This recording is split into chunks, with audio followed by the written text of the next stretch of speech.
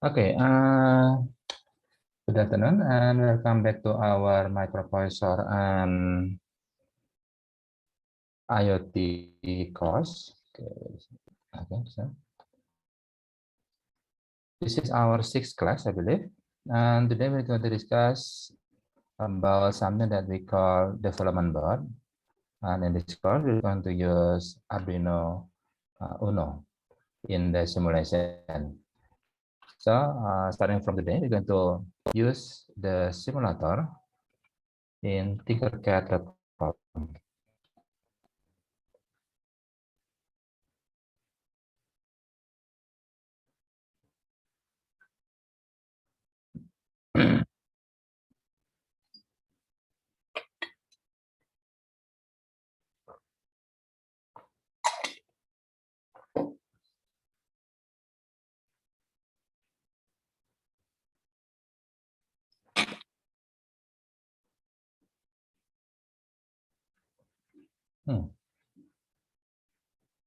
It's different.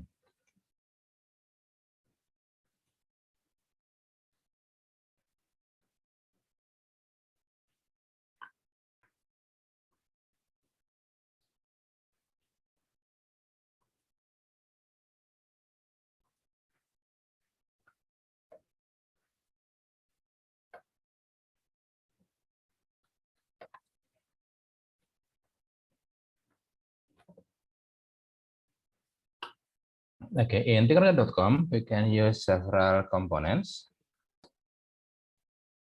Like, for example, we have resistor, we have the LED lamp, and of course, we can use the Arduino Uno.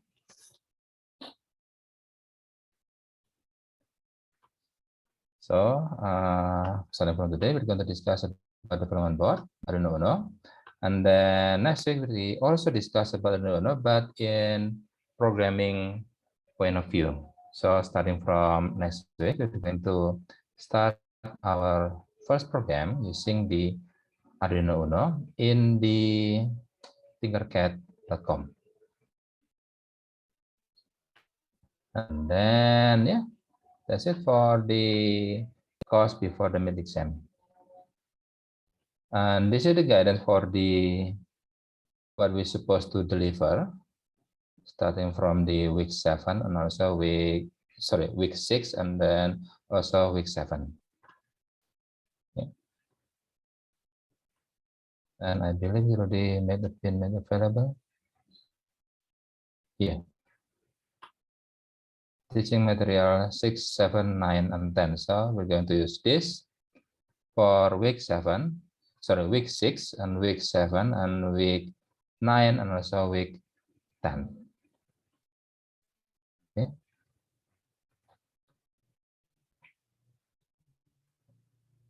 Now, development board Arduino Uno R3. Last week we already discussed about what is the difference between microprocessor and microcontroller. In microprocessor, we have at least 3 components. The first one is the control unit. It's like the manager that will deliver the you do this and you do that. That's the purpose of control unit. And then for the control unit be able to work fast, then it will need register.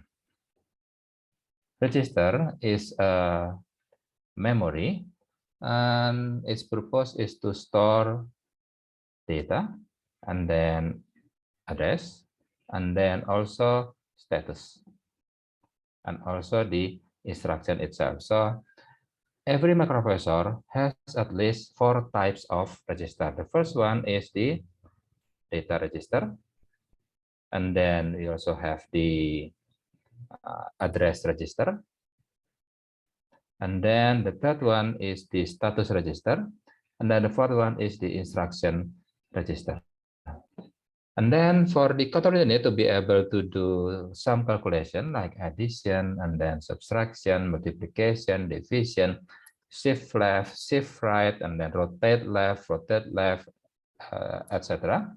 Then the control unit will need ALU, arithmetic and logic unit. So that's 3 components inside the microprocessor. Yeah. That's the list component inside the microprocessor.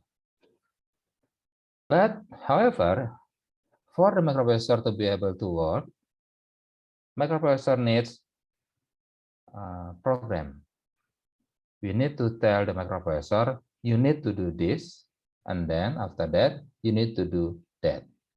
Now, to tell the microprocessor to do exactly what we need to do, then we need another memory. It's outside the microprocessor. Its purpose is to store the program. And then we also need the memory to store data for calculation, to store data temporary. So that's why outside microprocessor, for the microprocessor to be able to work, it needs memory. There are three types of memory. The first one is the flash memory. Its purpose is to store program. So program will be stored in flash, and then data will be stored in either static RAM or EEPROM. The difference between static RAM and EEPROM is when you unplug the power from the device, from the development board, everything that inside the static RAM will be gone. But all data stored in EEPROM will be still available, even though there are no power. And then beside memory, microprocessor also usually needs programmable input and output, because the purpose of microcontroller is to, the purpose of microprocessor is to get data from the input device, process, and then send the output to output device. So that's why microprocessor also need programmable input and output. What's the meaning of programmable? That means we can program each port. Okay, now you will become input. And after that, you will become output. That's why it's called programmable, because we can program a port to become either input or output. And then we also need the programmable interrupt controller, although we're not going to talk about interrupt. It's, well, as you remember, interrupt is a way where input device or output device will be able to tell microprocessor that to do something for them. For example, I'm an input device and I have data for the microprocessor, and then I'm going to interrupt the microprocessor. Microprocessor, interrupt.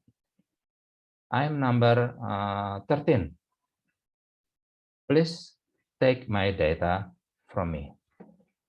So then the microprocessor will do a specific program to get my data and then process it, or maybe just store somewhere safe, maybe a static RAM or at EEPROM. That's the purpose of interrupt. And then we also need something that we call programmable timer and counter. So instead of microprocessor is the one who do the counting, 1, 2, 3, 4, they will take a lot of time and also waste of resource. So instead of microprocessor is the one who do the counting, why don't just create a new device or a new component to do the counting. Okay, counter, please count from 1 to 1000. And after that, please tell me that you already reached 1000. So then the counter will count 1, 2, 3, 4, 5, 6 until 1000. While the counter counting, microprocessor can do something else. And then put it all together into one device. We call it microcontroller. Okay. Although microcontroller will also need power regulator and also the clock regulator, usually. And what is development board? Development board is where microcontroller is put on the board and then add another memory to expand the capacity of the static RAM or EEPROM, and then put the power regulator and also the clock regulator. And then we also put the pin connector and put it together. They will become development board. So that's the difference between microprocessor, microcontroller, and development board. And Arduino Uno is an example of development board. Arduino is it's a company that created a development board based on the microprocessor that comes from the Atmega or the microchip. So microchip is a factory for chips like microcontroller and then all the integrated circuit. And then Arduino get that microcontroller and put it in a specific board, and then they call it Arduino. There are several types of Arduino. We have Arduino Uno. We also have the Arduino Micro and also Arduino Nano. You can visit its website if you want, arduino.cc.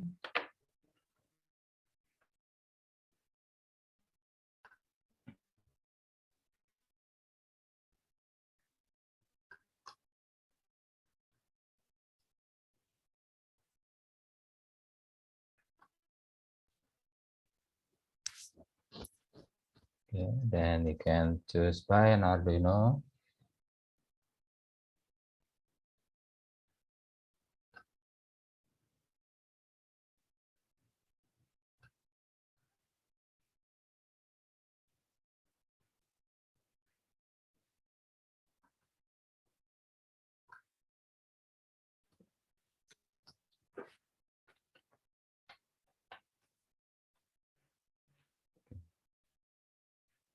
Take a while.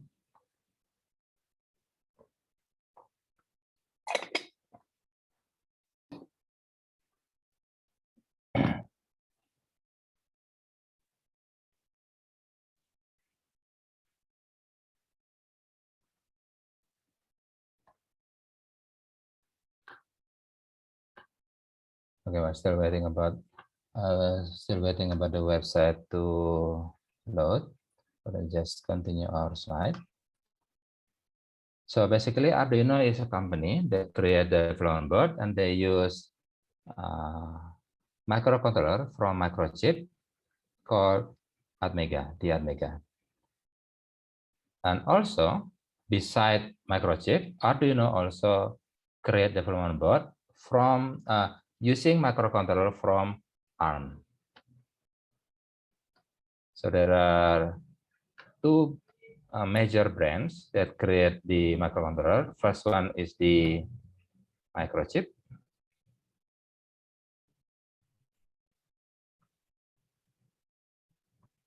And then the second one is the ARM.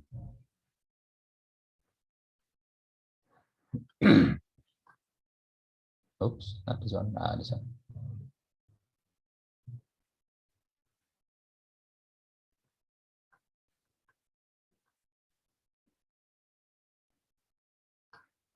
So microchip is the factory that create the Atmega, and okay, not this one.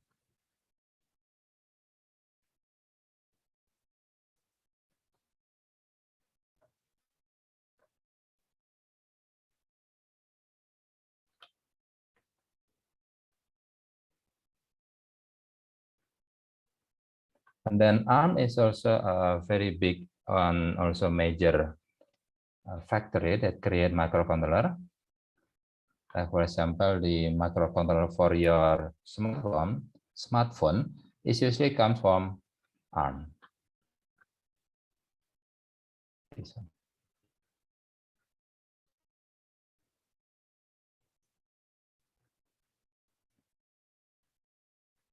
So Arduino is a factory that create development board, and inside its development board, they use microcontroller.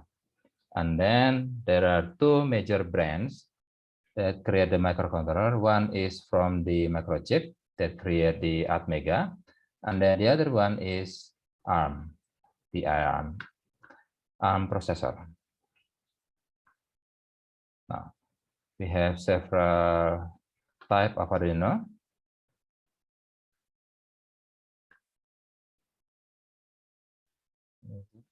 Okay, this one. Board.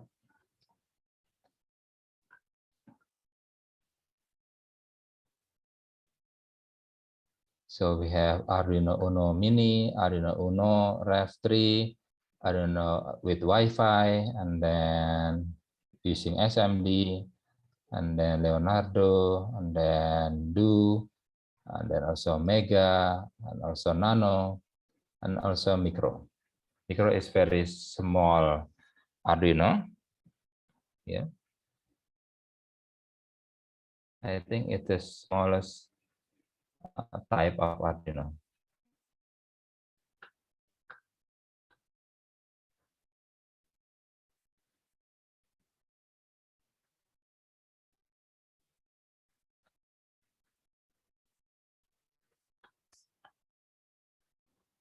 Okay.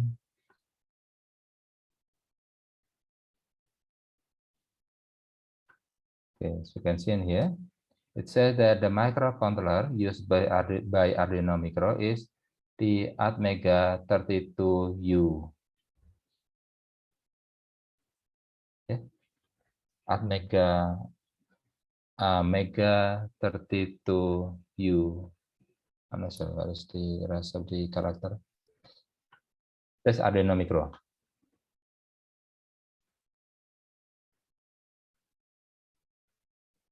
Okay, and then this is the history of the Arduino Uno. Arduino Uno is a microcontroller board based on Atmega 328P. It has 14 digital input-output pins. Why do we have 14? That's because, remember, Atmega 328P has port B, port C, and also port D, remember?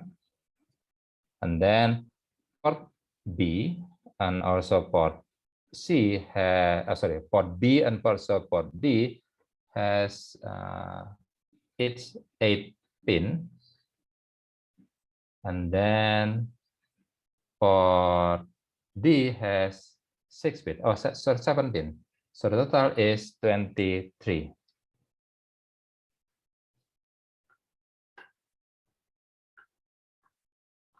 And then we also have the USB connection, and then etc. etc. Okay. Okay, this one. The operating voltage is 5 volt, and then the input voltage is 7 to 12 volt, and then this is the input voltage for the digital pin, and then digital I/O pin is 14, of which 6 provide pulse width modulation output, and then we have also analog input pins, which are 6, and then the DC current per I/O pin is 20 milliampere, is enough to turn on an LED lamp. And then the flash memory for storing our program is 32 kilobyte, of which half of kilobyte used by bootloader. So there are bootloader. Bootloader is something like, we can call it an operating system for the microcontroller. So usually the factory of the microcontroller, they create something that called bootloader, and then put it inside each of their microcontroller. So every time we want to program their microcontroller, first it's going to ask the bootloader, and then the bootloader will tell, okay, I'm the one who is responsible for program transaction, so you can talk to me. Then I will store your program into the flash memory. So bootloader is similar like operating system in your laptop. It will work as a interface when you want to program your microcontroller. Okay, that's the purpose of bootloader. And then the Atmega 328P, it has the static RAM is 2 kilobyte, and then EEPROM is 1 kilobyte. It's small, but enough. And then the clock speed is 16 megahertz, that's the inside clock. And then the LED built-in is 13. And then the length is 68 millimeter, so it's around 7 centimeter. And then the width is around 5.3 centimeter. And the weight is only 25 grams. This is the layout of the Arduino Uno.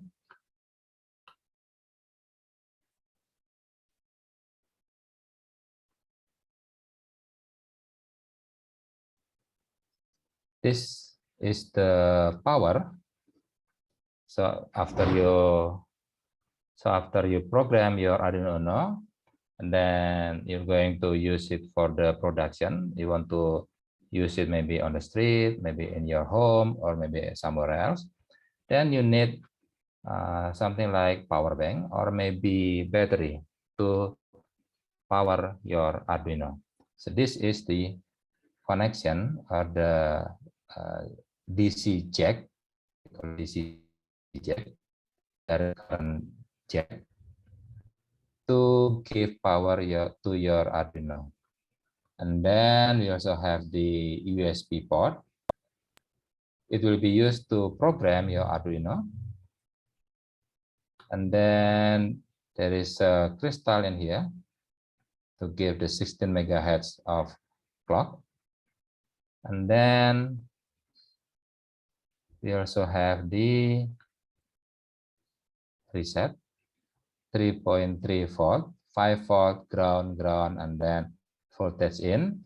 And then we have A0 to A5.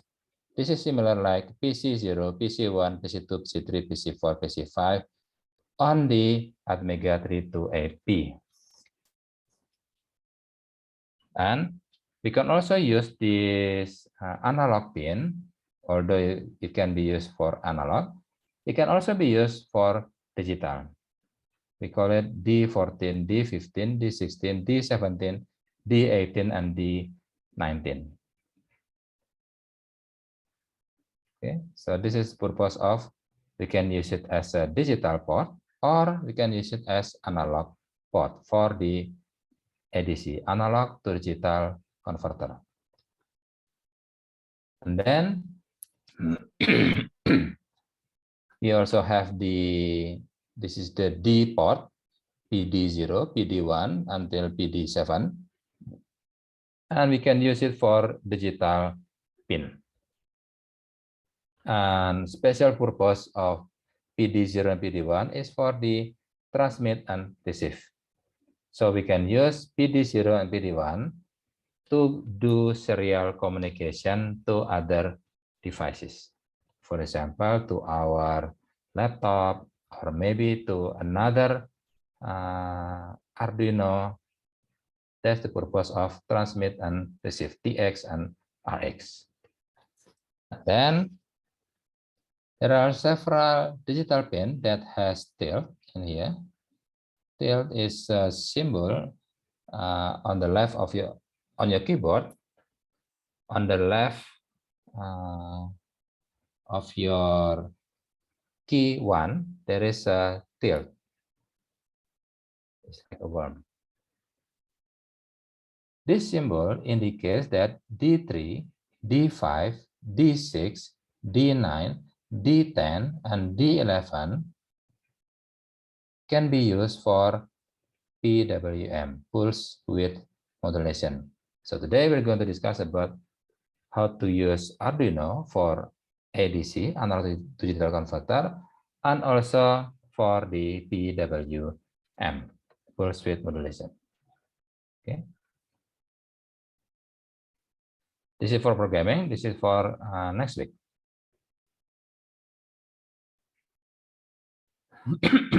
And this is for the after meeting exam. Now, Let's discuss about the ADC and also the PWM.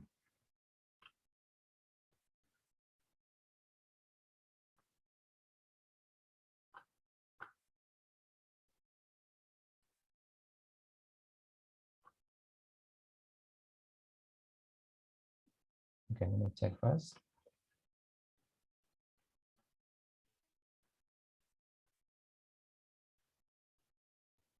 Okay, not here.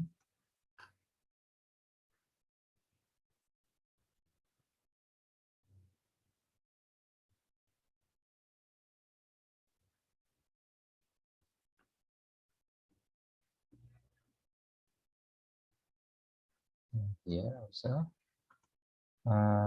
Maybe another class. Wait. Here.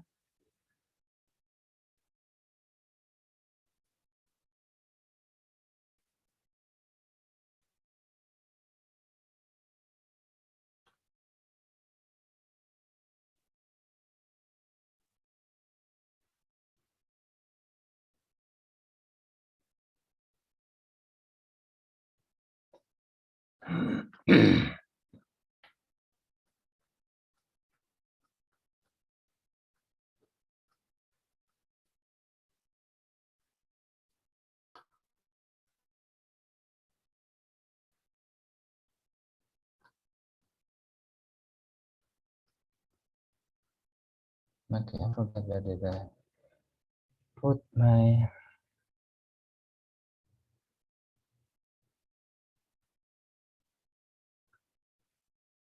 not in digital.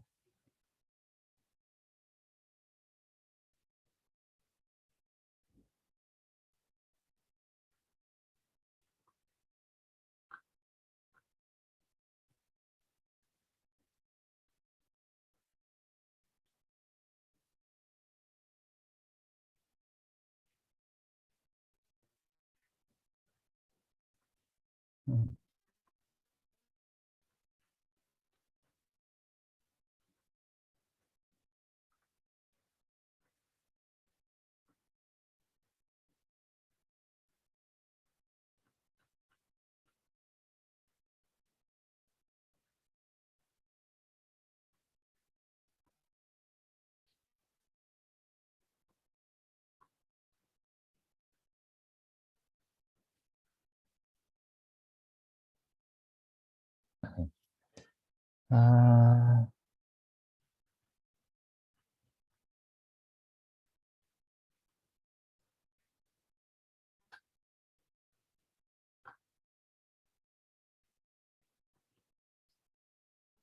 oh yeah, we forgot to discuss, but maybe later.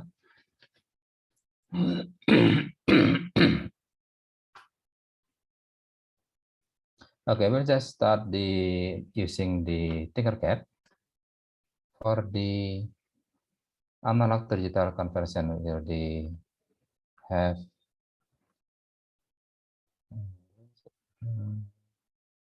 no.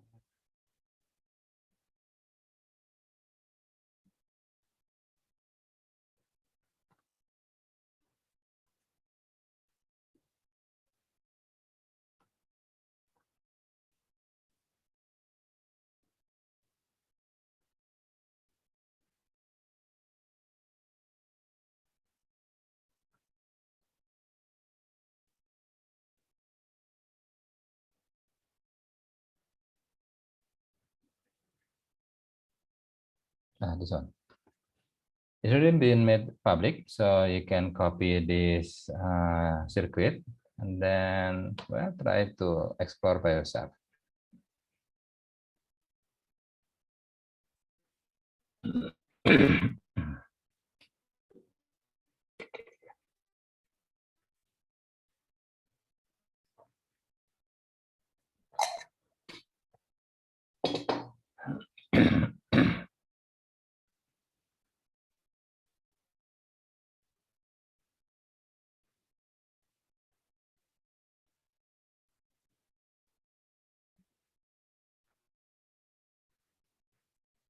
Okay, still waiting.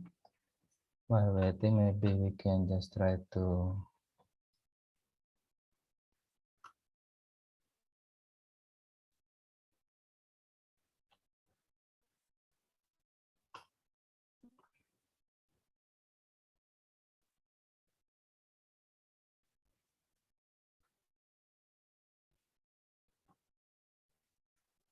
Perhaps this one.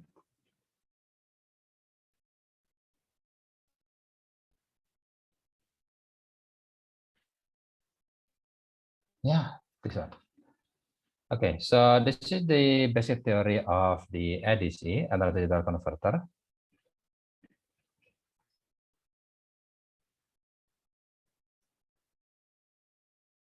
Remember about our discussion in Teknik Digital. Every signal has two attributes. The first one is amplitude, and also the second one is the time. Each of these attributes for the signal has two types. The first one is it could be continuous, and the second one is it could be discrete. So it could be amplitude could be continuous, or amplitude could be discrete. And also time could be continuous and it could be discrete. So we have 4 quadrants. If the time is continuous and amplitude is, continuous is where all the level, all the value is available. Like for example, time 0.0, yes, there is time 0.0. Time 0.1, yes, there is time 0.1. Time 0.115, yes, there is also time 0.115. That means there is a signal at that specific time. So we call it continuous. While amplitude, it will be called continuous when all the voltage is available. Like for example, 0 volt, yes, there is 0 volt, the signal could be 0 volt. 0.1 volt, yes, the signal could be 0.1 volt. How about 0.1111158 volt? Yes, there is. That we call continuous. However, in discrete, we only acknowledge several types of value. For example, the amplitude is discrete. Okay, that means we only accept 0 volt or plus 5 volt. That's what we call discrete. Only available at specific value. Okay. Now, how about when the signal, the time is continuous, the amplitude is also continuous. This is the example of that specific signal. Now, we call it the signal analog. Now, how about if the amplitude is the one who discrete? This is an example of discrete amplitude, but continuous signal. We call it digital. Now, to transform this analog signal into digital signal, we call it analog to digital conversion. So how do we do the conversion? First is the analog signal will be sampled at a specific time, 0.1, 0.2, 0.3, 0.5, etc. So there will be no signal at 0.15. There is no signal at 0.16 because the signal will be only available after the sample at 0.1, 0.2, and 0.3, etc. This is what we call sampling the analog signal. And then based on this sampling, we are going to do something that we call quantization. Quantization means it's like we're going to cut the top of the signal to make it discrete, to make the amplitude discrete. Because in here, the amplitude still continuous, but the time is already discrete because only available at 0.1 times 0.2 times 0.3, etc. Now, if we want to change the amplitude to become discrete, we call it quantization. So the result will be something like this. For example, Okay, and this is high enough, so we can call it plus 5 volt. And this one is quite low, 1, 2, 3, then we can call it low. And this one is quite high, then we can call it high. And then low, low, high, high, high, high, etc. Okay. Now after this, we call it coding to make a digital representation. So we can use the digital value, like for example, okay, this one will become 0010. This one is 0010. This one is 0010, but this one is 1100, 1100, 1100, etc. Or maybe just make it simple, 111, 0001, 001111, etc. Then they will become 1, 0, 1, etc. So to convert from analog to digital, we have 3 steps. The first one is sampling to make the time discrete.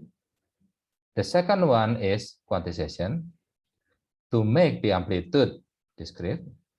And then the last one is coding. So it will become 1 and 0. Okay, now the problem with analog digital converter is first one, it could be oversampling, or it could be under sampling, or it could be over quantization or under quantization. But we're not going to do. We're not going to discuss about this problem in IDC.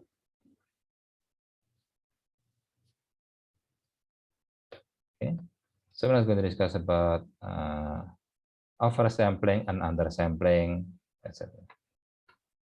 So now, based on our knowledge in here, how to transform analog signal into digital signal, then we can now explore using the Arduino Uno. Here, we have plus 5 volt connected to potentiometer, and this one is resistor. Remember, resistor, its purpose is to limit the current.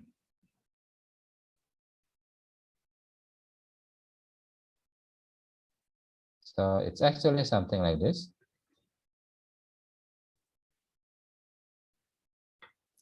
Wait, where is my pen?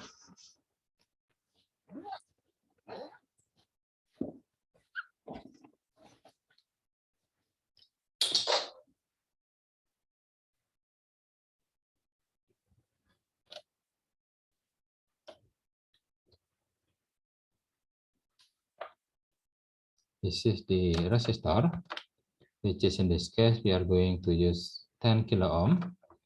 And then we also have the resistor, the potentiometer with DR is 10 kilo ohm also. And this one is on the ground. And then we're going to use this for the analog to digital converter. Yeah, this is the circuit actually.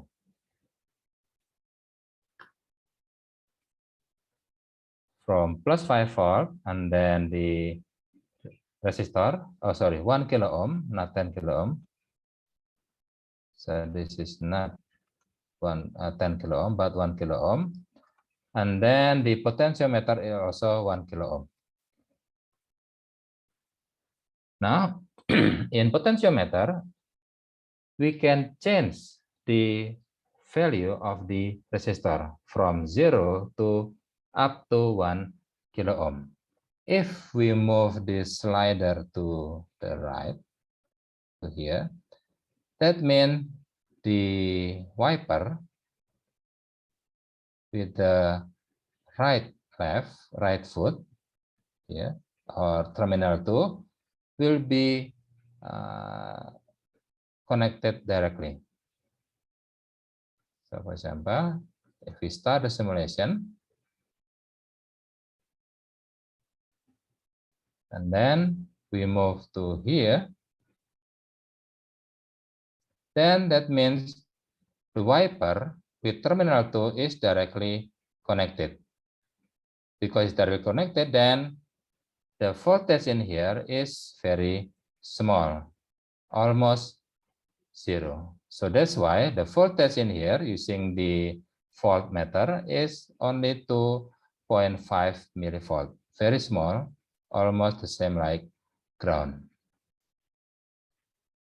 However, if we move here, if we move the wiper,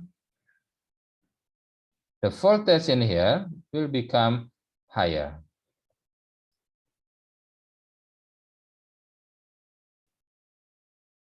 That's because the wiper to the terminal 2 has the highest resistance, 1 kilo ohm.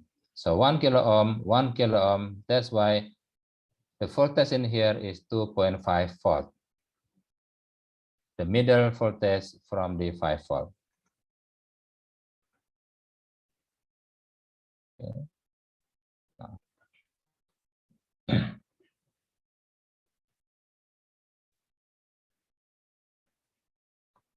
So this is not 10 kilo ohm, but 1 kilo ohm. So if the resistor in the potentiometer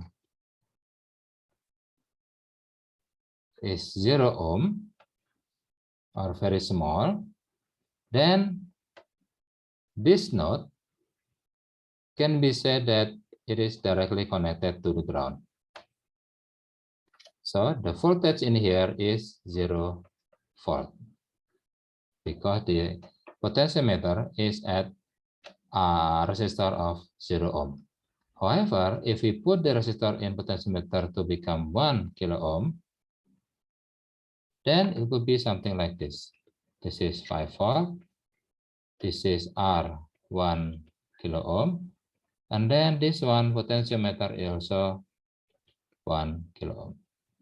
So because this is 1 kilo ohm, then the voltage in here is 2.5 volt, half of the highest voltage in here. Remember about the voltage division law. The voltage in here is, let's say this one is R1, this is R2. R2 divided by R1 plus R2 times 5 volt.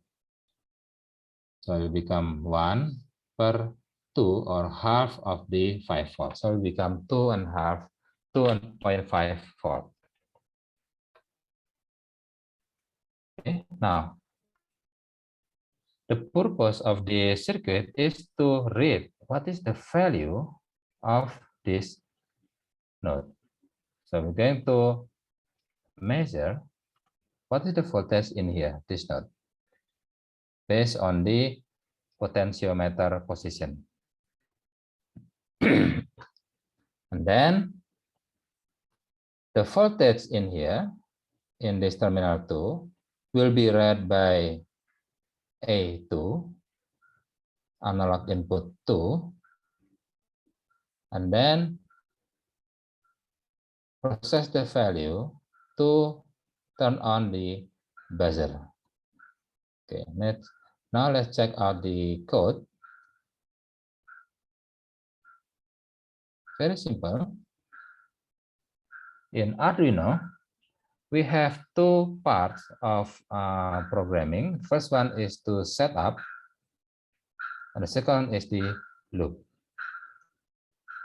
It's actually the same. You can put your program in here.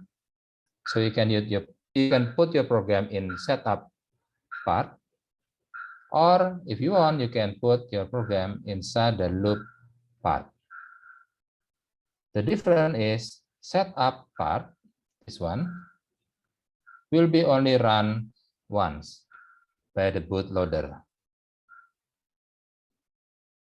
But the loop part will be run indefinitely until the end of time. It will be loop again, etc. Now, in setup, We usually use setup to tell a specific pin to become an input or to become an output. Now, because we want to turn on this buzzer, yes, then we need to set the pin number 7 as the output because we want to send information to the buzzer. You're going to tell the buzzer, now you are on, now you are off, now you are on. So Arduino is the one who tell the buzzer, now it's time to on or it's time to off. That means pin number 7 will be set as output. So the pin mode of digital pin 7 will be set as output. Okay, sorry. And then the program is read A2 using function analog read, and then print the value of the analog read to the serial print. So we can use something like this. This is the serial monitor. It will send or print whatever read by A2. Let's start emulation. It's 512 because it's 2.54. Then I'm going to, now it's 496, 473, 407, and then 271, and then 126, because the voltage will become lower. Then this is the lowest one, 1.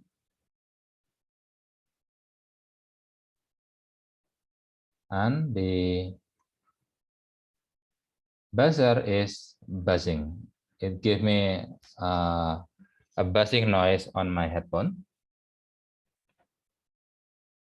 Or maybe if you want to hear it. This is the sound of the buzzer.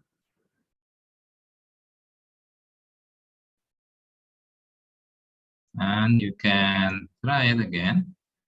Yeah.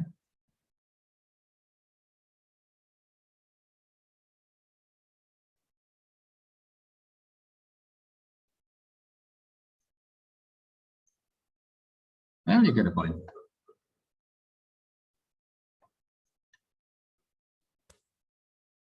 Okay. Now, that's how we use the analog to digital conversion. If we want to use it to turn on the buzzer, we want to send the frequency to the buzzer. Okay. That's analog to digital converter. Now, let's try to create our own small project using the analog to digital converter.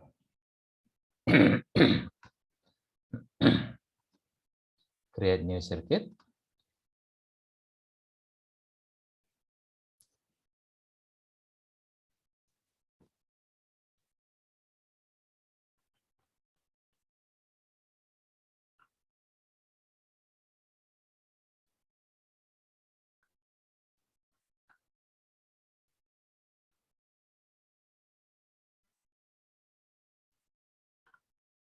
Now, okay, we're going to need the Arduino Uno.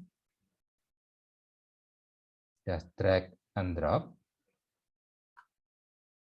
Then don't forget to create the title of this. Playing ADC, for example. Then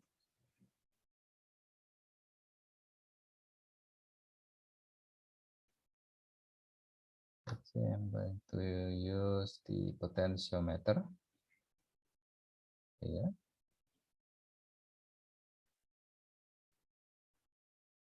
You can use it as plus 5 volt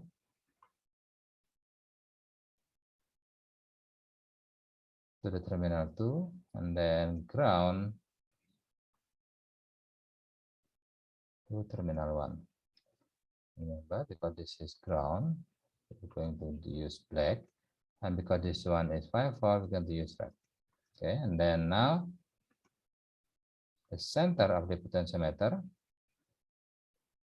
we're going to connect to the A0 using orange. Okay, just simple analog to digital conversion, and then the code. We're not going to use blocks, but we're going to use text only. Yes. Now, set up.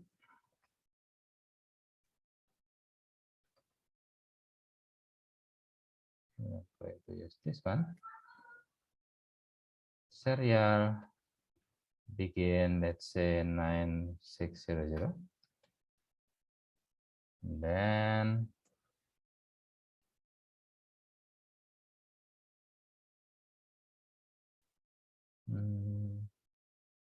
serial print line analog read from A0.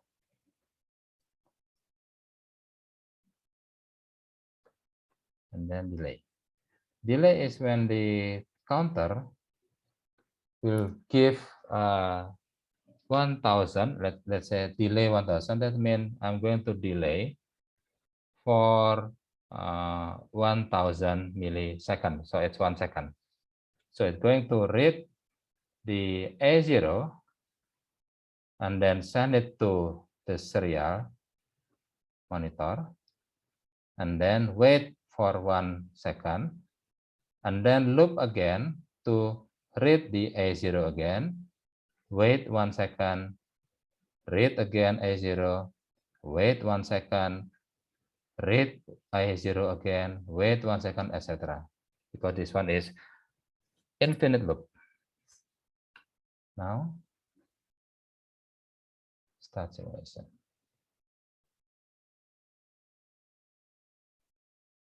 It says 0, 0, 0, 0, 0, 0 now.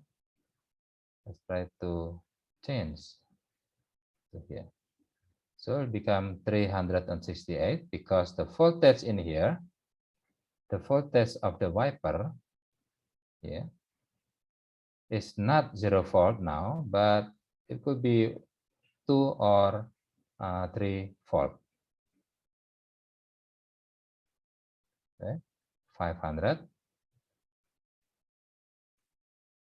600 until 1023. That's the maximum number of the ADC. Because in ADC, in Arduino Uno, it has 10-bit ADC resolution. 10-bit, that means 10-bit ADC resolution. That means it could be 0 up to 1023, the value of the ADC. So that's why the maximum is 1023 and the minimum is 0. That's ADC. We can measure the position of the potentiometer, the voltage of this wiper, either 0 volt or 5 volt. That's ADC. Now you can play it by your own circuit. Now let's try the second one is the pulse width modulation.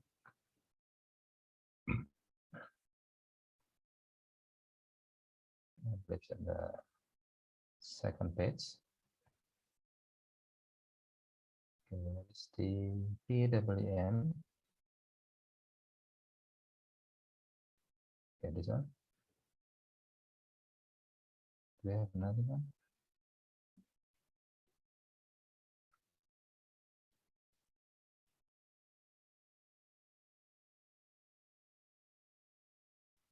No?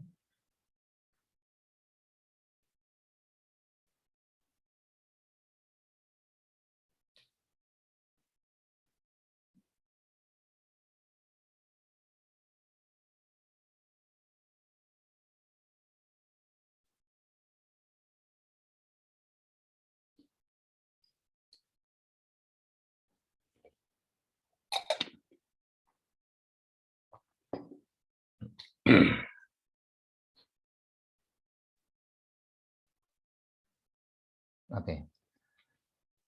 So what is pulse width modulation? We can just show it to you. In this circuit, we also use ADC by using resistor and also the potentiometer. And then whatever the value of the wiper, it will be read by A3.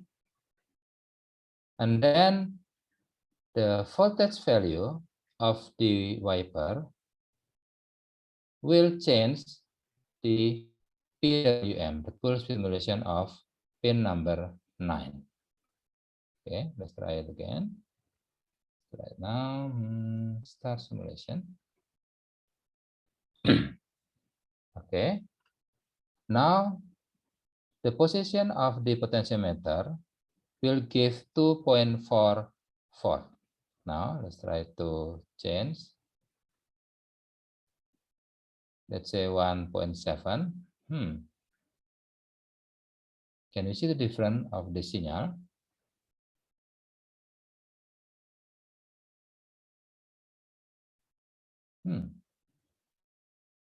How about this one? Oh, okay. How about this one? Great. How about this one? Excellent. Okay. Now, do you have your conclusion? So in pulse width modulation, just like its name, it will change the pulse width, the width of the pulse. In technical point of view, we call it duty cycle.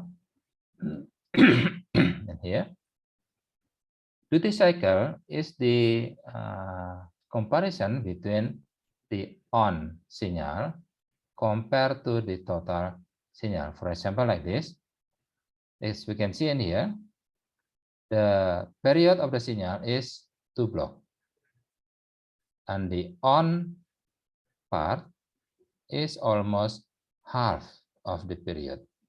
So we can say that the duty cycle of the signal is around 45%. Now, if we change the wiper again, like this, for example,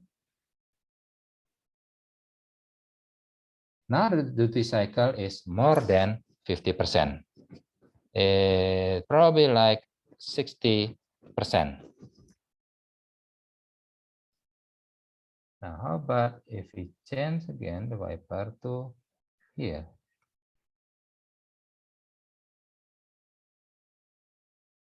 Oh, no signal. Let's give.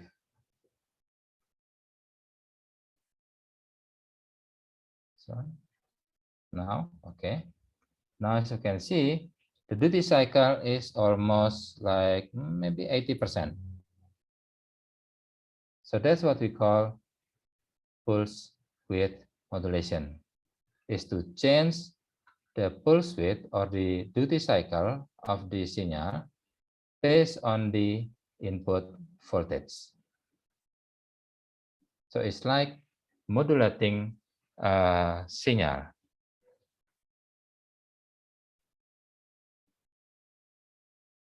Okay, that's what we call full simulation, and the code is very simple. The code is only first is to set the PWM as an output. So pin number 9 is output, and then read the potentiometer, and then use the analog write PWM potentiometer, and then delay 1 second. That's it. So you can use your own PWM, maybe to transmit some signal to another device. And then that another device will check, okay, the duty cycle is 80%. So that means the input voltage is maybe 1.5 volt, for example, like that. So that's what we call pulse width modulation. Okay, any questions so far? So far we already discussed about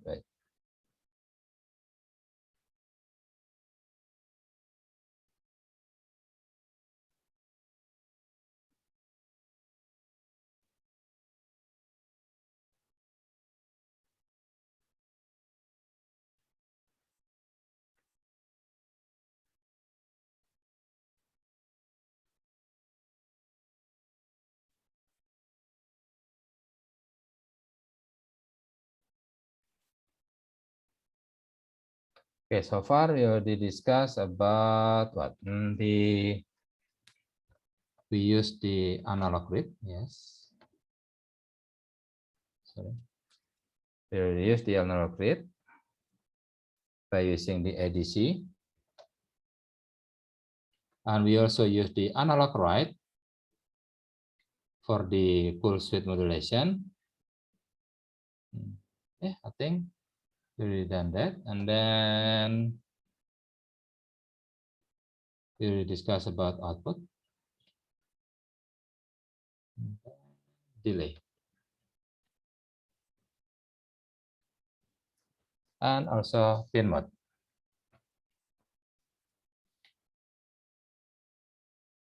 So we still have lots to do for the programming. We still have the digital read and also digital write, and also the data types, array, boolean, byte, character, float, integer, and then the control structure else, for, if, and then arithmetic operator, reminder, multiplication, addition, subtraction, division, assignment, etc.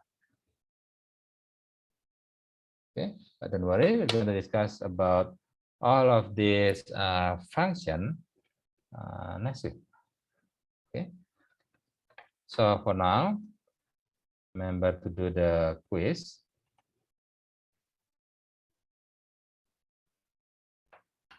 Quiz number 6, we're going to use the basic Arduino.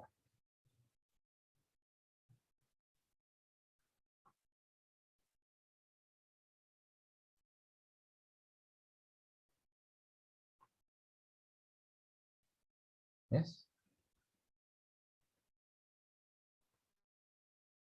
Okay, now let's activate the quiz.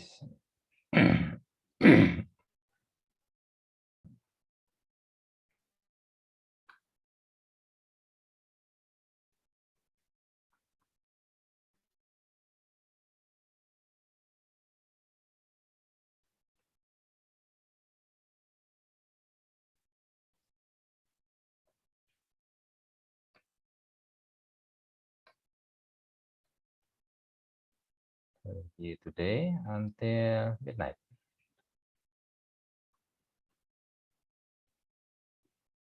Uh, 10 minutes. And then no real time. 10 minutes until midnight.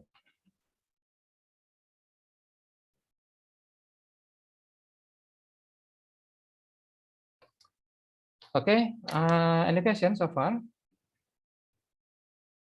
Okay, if not, then maybe you have a question later. Maybe you can just ask the question in WhatsApp group, and then we're going to discuss about the answer. Okay, we have something. Oh, not yet. Okay. Okay, and then thank you for coming, and I'll see you next week then. Thank you, sir. Thank you, Zi, Faro, Dio, Noval, and Ratna.